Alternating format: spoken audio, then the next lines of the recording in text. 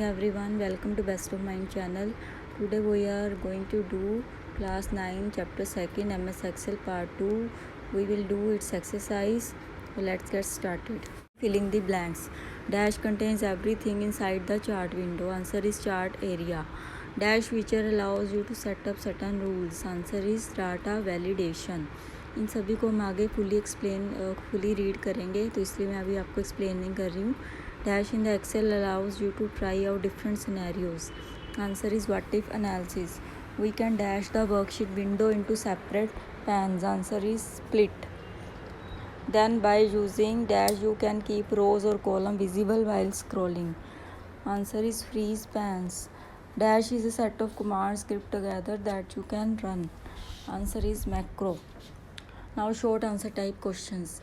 ये करवाने से पहले अगर आपको आगे मैं आपको वीडियो में अगर आपको कुछ भी पसंद आए, थोड़ी सी भी वीडियो अगर आपको पसंद आए तो प्लीज़ मेरी वीडियो को लाइक शेयर और चैनल को सब्सक्राइब करना मत भूलिएगा. What is a chart in the MS Excel. Charts क्या होते हैं? नॉर्मली हम पढ़ते हैं चार्ट, जैसे आपने भी 7th और 8th क्लास में देखे होंगे चार्ट. पाई चार्ट होते हैं, लाइन चार्ट, बार चार्ट, तो ये डिफरेंट चार्ट्स होते हैं. तो इनकी हेल्प से क्या होता है कि हम जो डाटा है उसको ईज़िली एनालाइज कर पाते हैं, इसलिए हम चार्ट बनाते हैं. इसी तरह से MS एक्सेल में भी चार्ट की हम हेल्प लेते हैं. तो चार्ट कैसे बनता है? चार्ट बनाने के लिए हमें कुछ डाटा चाहिए होता है, तो हम डाटा को एक्सेल शीट में टाइप कर देते हैं, तो उस शीट को उस डाटा को हम चार्ट में कन्वर्ट कर सकते हैं. चार्ट्स की ऑप्शन होती हैं, जो चार्ट आपको चाहिए, लाइन चाहिए, बार चाहिए, जो भी चार्ट आपको चाहिए, डिफरेंट चार्ट्स होते हैं, तो वो आप सिलेक्ट कर सकते हैं MS एक्सेल में. Write down types of charts in MS Excel. तो these are the different type of chart, जो आप इसका आप स्क्रीनशॉट भी ले सकते हैं जो आपने रीड करने हैं.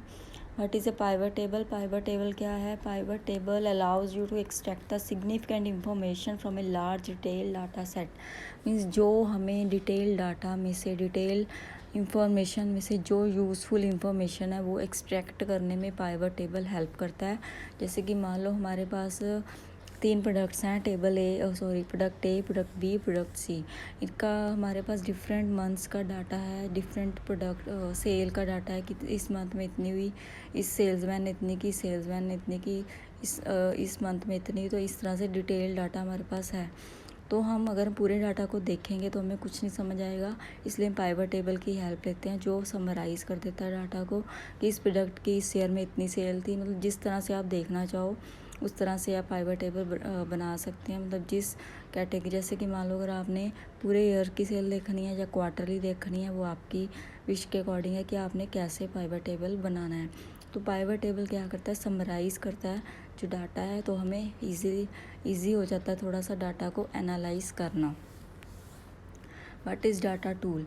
डाटा टूल क्या होते हैं? डाटा टूल में आगे ऑप्शंस होती हैं एक्सेल में, जैसे कि एक होती है टेक्स्ट टू कॉलम होती है, एक डाटा वैलिडेशन होती है. तो डिफरेंट ऑप्शंस होती हैं आगे, तो उसकी हेल्प से हम क्या कर सकते हैं, डिफरेंट इस पर कैलकुलेशंस परफॉर्म कर सकते हैं, डिफरेंट वर्क कर सकते हैं डाटा के ऊपर. तो इस तरह से डाटा टूल हमारी हेल्प करते हैं.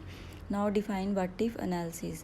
व्हाट इफ एनालिसिस क्या है? It is a process of changing the values in cell to see how those changes will affect the outcome of formulas on the worksheet. Means अगर हम cell value change करते हैं तो उससे हमारा जो फार्मूला है या आउटकम जो है उस पर क्या इफ़ेक्ट पड़ता है.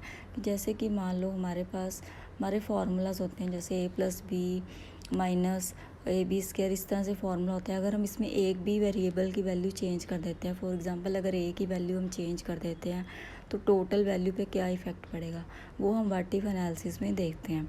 जैसे कि हम कंपनी पॉइंट ऑफ व्यू से देखें कि अगर हम मान लो कि प्रोडक्ट A है, उसकी सेल इतनी है, ठीक है. अगर हम उसमें सेल में मान लो कि इस प्रोडक्ट की सेल अगर इतनी हो तो उससे प्रॉफिट में कितना चेंज आएगा. तो अगर हम सेल में चेंजेस करते हैं तो उससे प्रॉफिट में कितना चेंज आता है. तो व्हाट इफ एनालिसिस की हेल्प से हम वो देख सकते हैं. What if we change the cell, what if we change the product packing या प्रोडक्ट जो वेरिएबल, जैसे A वेरिएबल अगर हम चेंज करते हैं या V वेरिएबल चेंज करते हैं तो क्या चेंजेस आते हैं आउटकम में. तो इस तरह से हम डिफरेंट सिनेरियोज को देख सकते हैं. तो इसमें आगे पार्ट्स होते हैं सिनेरियोज, डाटा टेबल और गोल सीक, ठीक है। तो आगे है गोल सीक। गोल सीक क्या होता है कि हमारे पास आउटपुट है, हमारे पास रिज़ल्ट है, हमने उसके अकॉर्डिंग अपने इनपुट को डिसाइड करना है कि जैसे कि मान लो हमें 5 लाख की सेल चाहिए, तो 5 लाख की सेल को अचीव करने के लिए हमें हमें 5 लाख का प्रॉफिट चाहिए। तो हम 5 लाख को प्रॉफिट को अचीव करने के लिए हमें कितनी सेल बढ़ानी पड़ेगी, हमें क्या क्या करना पड़ेगा, हमें कितने एक्सपेंस हमारे बढ़ जाएंगे, कितनी हमें परचेज़ करनी पड़ेगी। तो इस तरह से हमें अपना इनपुट डिसाइड करना है। मीन्स यहाँ पे हमें प्रॉफिट पता, हमें इनपुट खुद डिसाइड करना है। तो गोल सीक में ये होता है। What is macro? मैक्रो की अभी मैं आपको एक सिंपल सी डेफिनेशन समझाती हूँ, उससे आपको थोड़ा ज़्यादा क्लियर हो जाएगा। Excel macro is a record and playback tool that simply records your Excel steps and the macro will play it back as many time as। Macro क्या होता है कि मैक्रो में आपको मैक्रो की हेल्प से अगर आप मान लो कोई आपने कुछ टाइप कर रहे हो कंप्यूटर पे, ठीक है, एक्सेल में कुछ टाइप कर रहे हो, आपको वही सेम डाटा आपको बार बार आपको टाइप ना करना पड़े, इसके लिए आप मैक्रो की हेल्प लेते हैं। अगर आप मैक्रो को प्रेस कर दोगे, मैक्रो का एक बटन होता है उसमें एक्सेल शीट में, तो उसको अगर आप प्रेस कर दोगे तो जो भी आप टाइप कर रहे हो या जो भी कुछ कर रहे हो एक्सेल शीट में वो रिकॉर्ड होना शुरू हो जाएगा। फिर दोबारा अगर आप प्रेस करोगे मैक्रो पे तो आपका वो जो सेम रिकॉर्डेड डाटा है वो सेम वहाँ पे टाइप हो जाएगा एज इट इज़। तो मीन्स आपको बार बार सेम टाइपिंग नहीं करनी पड़ेगी। तो मैक्रो इस चीज़ में हेल्प करता है। मीन्स ये रिकॉर्ड करता है डाटा को, जो भी आप टाइपिंग करते हैं या जो भी आप करते हैं एक्सेल शीट में। Now long answer type question, what is a chart? Write down the steps to create a chart. Chart हमने अभी पढ़ा है कि चार्ट क्या होता है कि हम नंबर्स को चार्ट फॉर्म में कन्वर्ट कर देते हैं। तो इसके हम स्टेप्स नहीं पढ़ेंगे क्योंकि इससे वीडियो बहुत लंबी हो जाएगी। आगे मैं आपको एक्सप्लेन करती हूँ elements of a chart. These are the elements of a chart. ये देखिए यहाँ पे बार चार्ट दिख रहा है आपको, सबसे ऊपर आता है chart title, how do you like this product. इससे पता लगता है कि ये जो चार्ट है किसके रिगार्डिंग है। जैसे कि मान लो सेल का हो सकता है, किसी स्टूडेंट्स के मार्क्स का हो सकता है। तो इस तरह से वहाँ पे हम टाइटल लिखते हैं सबसे ऊपर। उसके बाद अगर हम लेफ़्ट साइड पे देखें तो पहले डाटा लेबल्स। डाटा लेबल्स में होता है कि जैसे फर्स्ट जो बार है ये 400 दिखा रहा है, उसके बाद 300 है, 25 है, इस तरह से ये डाटा लेबल्स हैं।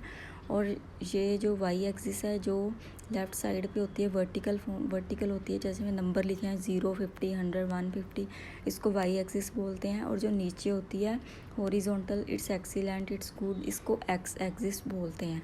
ठीक है। डाटा सीरीज़ है, डाटा सीरीज़ जैसे कि 5 to 10, 10 to 15, इस तरह से डाटा सीरीज़ होती है।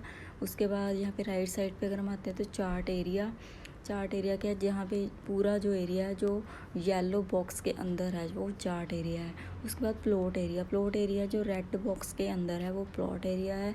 ग्रिड लाइंस जो आपको ग्रीन लाइंस दिख रही हैं ये ग्रिड लाइंस है। तो these are the elements of a chart. इस convert text to column. Text to column option क्या होती है?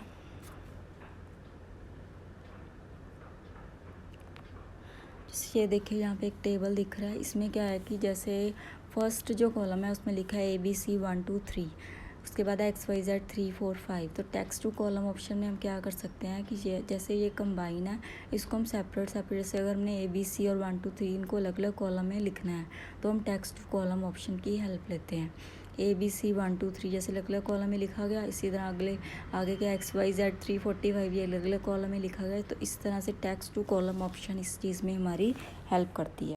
इसके स्टेप्स हैं आगे। ये अगर आपके पास कंप्यूटर है तो आप उसमें देख सकते हैं कि क्या क्या स्टेप्स हैं, जिससे आपको इजी हो जाएगा, थोड़ा सा जल्दी लर्न हो जाता है। इसलिए अगर आपके पास कंप्यूटर है तो उसमें आप स्टेप्स देख सकते हैं कि पहले हमने क्या करना है फिर क्या करना है, इसको ऑप्शन को यूज़ करने के लिए। Now what is data validation, how to create a data validation rule. Data validation allows you to control exactly what a user can enter into a cell. Mean जो यूज़र है या जो भी person type कर रहा है, ठीक है, कंप्यूटर में, तो अगर हम चाहते हैं या हम खुद ही टाइप कर रहे हैं तो हम चाहते हैं कि हमसे कुछ मिस्टेक ना हो या कोई जानबूझ के कुछ गलत डाटा ना उसमें डाल दे। तो इसके लिए हम डाटा वैलिडेशन की हेल्प लेते हैं। इसमें क्या होता है कि हम कुछ वैलिडेशन रूल इसमें डाल देते हैं, टाइप कर देते हैं, फिक्स कर देते हैं। जैसे कि फॉर एग्ज़ाम्पल एक स्टूडेंट है, उस स्टूडेंट मान लो हम स्टूडेंट के मार्क्स फिल कर रहे हैं, तो स्टूडेंट के जो मिनिमम मार्क्स हैं वो 30 आए हुए हैं एग्ज़ाम में और मैक्सिमम 90 है। तो हम एक रूल लगा देते हैं कि जो भी पर्सन टाइप कर रहा है तो कभी भी मार्क्स जो है वो 30 के और नीचे नहीं होने चाहिए और 90 के ऊपर नहीं होने चाहिए। इस तरह से हम रूल फिक्स कर देते हैं। तो जो भी पर्सन टाइप करेगा, अगर वो फॉर एग्ज़ाम्पल बाय मिस्टेक और डेलिब्रेटली अगर वो 92 टाइप कर देता है, ठीक है, तो उससे क्या होता है कि वो वैलिडेशन रूल उसके सामने साथ में ही एरर शो मतलब उसके सामने आना शुरू हो जाएगी कि ये जो आप डाटा टाइप कर रहे हो ये रॉन्ग है। तो इससे क्या होता है कि हम एक लिमिट सेट कर दी हमने कि जो डाटा एंटर होगा इस लिमिट के विद इन होगा। तो ये होता है डाटा वैलिडेशन रूल। ओके, तो इसके स्टेप्स दिए हुए हैं आगे। Now what is protection. Protection क्या होता है कि जैसे नॉर्मली भी प्रोटेक्शन का क्या मीनिंग होता है कि हम किसी चीज़ को प्रोटेक्ट करें, इसी तरह से हम डाटा है हमने उसको प्रोटेक्ट करना है। मीन्स हम चाहते हैं कि हमारा डाटा कोई चेंज ना करे गलती से या जानबूझ के, तो इसलिए हम प्रोटेक्शन लगा देते हैं वर्कशीट पे, ठीक है। तो प्रोटेक्शन लगा के तो जो वर्कशीट है उसके हम एलिमेंट्स को चेंज नहीं कर सकते, बट हम इसमें ये भी कर सकते हैं कि कुछ सेल्स को हम या कुछ पार्ट को हम हो सकता है कि हम वो कर दें कि प्रोटेक्शन के बिना कर दें या कुछ पे प्रोटेक्शन लगा दें। तो अनलॉक करने के लिए जैसे मान लो प्रोटेक्शन को हम क्या करेंगे, उस सेल्स को सिलेक्ट कर लेंगे जिसको हमने अनलॉक करना है। उसके बाद हमने फॉर्मेट सेल की ऑप्शन पे जाना है। उसके बाद लॉक चेक बॉक्स की पे जो हमने उसको क्लियर कर देना है, उसके बाद ओके कर देना है। फॉर्मूलाज को भी हम इसी तरह से हम क्या कर सकते हैं, हाइड कर सकते हैं। ग्राफिक ऑब्जेक्ट्स को भी हम अनलॉक कर सकते हैं कि जैसे कि यूज़र उसको चेंज कर सकता है। तो हम कुछ पार्ट्स को अनचेंज रख सकते हैं कि वो इसको चेंज ना कर सके, कुछ को हम अनलॉक भी कर सकते हैं कि जिसको वो चेंज कर सकता है।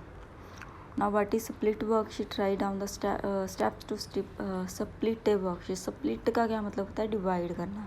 जैसे कि वर्कशीट है उसमें बहुत सारी रोज़ और कॉलम्स होते हैं, तो हम रो वाइज भी स्प्लिट कर सकते हैं, कॉलम वाइज भी स्प्लिट कर सकते हैं।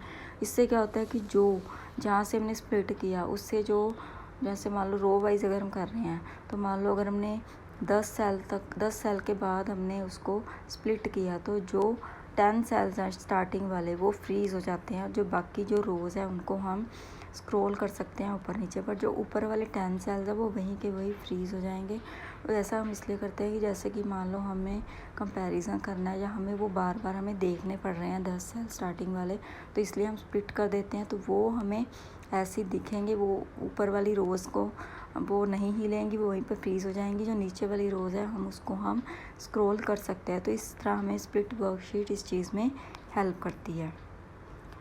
तो ये थी वीडियो। आई होप आपको वीडियो अच्छी लगी हो। Thank you so much for watching the video.